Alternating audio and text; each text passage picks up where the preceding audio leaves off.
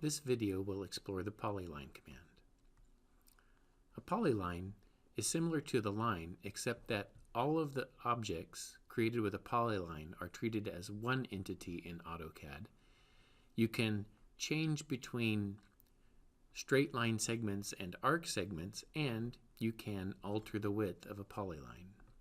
Let's begin by drawing this object as a polyline. Using the polyline command, it starts off looking exactly like the regular line command, saying specify my start point. I can pick any point that I want.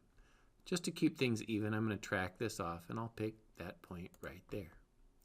Notice that my ortho is turned on to make this exercise a little bit easier.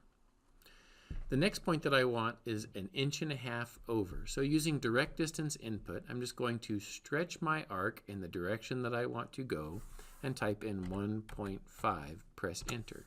So I've got a line segment there that's 1.5 inches long. Now in order to draw this object, it has to be an arc going around. Notice that on my command line now I have options, the first one being arc. So I can choose arc, and now notice that it gives me the option to draw an arc. If I turn the ortho off for a moment, you'll see that it gives me the option to draw the arc in any direction that I want. And if I were to draw consecutive arcs, see how they all end up being tangent one to the other. I'm going to undo those one at a time to go back to the regular segment. I want the arc segment now.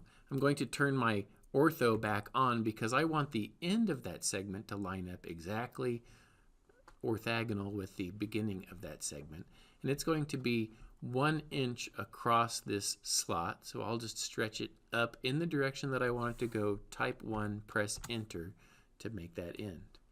Now from here I want to go straight line again. I don't want another arc, so I'll go back down here to my options, find the line option, choose it, and now I'm back to the line option. I want to go again back this direction 1.5. If I wanted to, I could just track this point up like that. And now from here I need another arc segment to close this, so I'll choose arc, and then now I can simply choose close, and it closes the arc for me. Notice that it's all one object, so that if I pick it, the lines and the arcs are one object,